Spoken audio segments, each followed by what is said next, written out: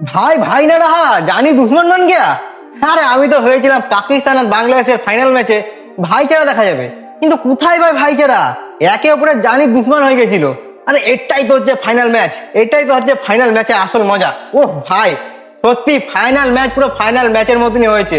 লো score, suspense, thriller ভরা পুরো match. ও সত্যি কি ম্যাচ হয়েছে। শেষ পর্যন্ত সুপার ওভারে গিয়ে ডিসাইড হয় যে চ্যাম্পিয়ন কে হবে, পাকিস্তান নাকি বাংলাদেশ। তাহলে চলো ঝটপট তোমাদের সাথে একটু ম্যাচটা শেয়ার করে নিই। আর তোমরা চ্যানেলে নতুন হলে চ্যানেলটা সাবস্ক্রাইব করে নিয়ে বেল আইকনটা অলে প্রেস করে দেবে। তাহলে চলো ভিডিওটা শুরু করা যাক। বাংলাদেশ ম্যাচের মধ্যে টস জিতে যায় আর পাকিস্তানকে বলে যাও ভাই তোমরা প্রথমে ব্যাট করে নাও।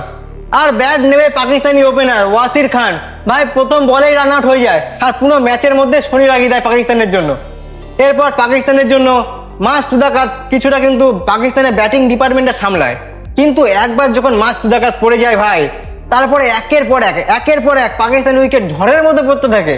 মাস সুদাকাতের 23 রান, রাফাত মিন্সের 25 রান, আর এদিক থেকে সাইম মাসুদের 38 রানের জন্য পাকিস্তান কুদে মুদে ভাই কোনো রকমে 20 ওভারে 125 রান পর্যন্ত পৌঁছায়।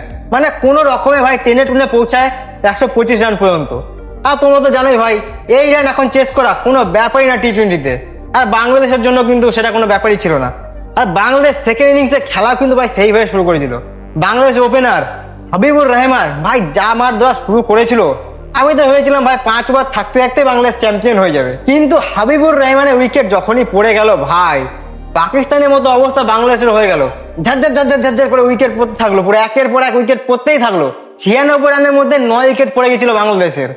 তারপরে কিন্তু বাংলাদেশের পুরো চান্স ছিল এই ম্যাচটা জেতার, কারণ লাস্ট ওভারে দরকার ছিল মাত্র 7 রান, মানে 6 বলে দরকার ছিল ম্যাচ জেতার জন্য 7 রান। কিন্তু ভাই আমরা তো জানি 10 নম্বর আর 11 নম্বর ব্যাটারের পক্ষে 6 বলে 7 রান করা অনেকটাই কঠিন।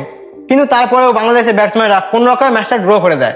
তারপরে চলে আসে সে হিস্টোরিক্যাল সুপার ওভারে বাংলাদেশ প্রথম ব্যাট নামে আর ভাই 3 বলে 6 রান করে, মাত্র 6 রান করে 2 উইকেট হারিয়ে ফেলে।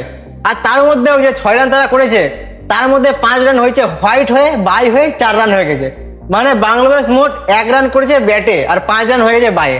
যাই হোক 7 রান টার্গেট দেয় মোট সুপার ওভারে। আমরা তো সবাই ভেবেছিলাম রিপন মন্ডল ঠিক যেমন ভাবে বল করেছিল ভারতের সামনে সুপার ওভারে সেরকমই হয়তো বল করবে, কিন্তু ভাই প্রত্যেকবার কি একই জিনিস হয়?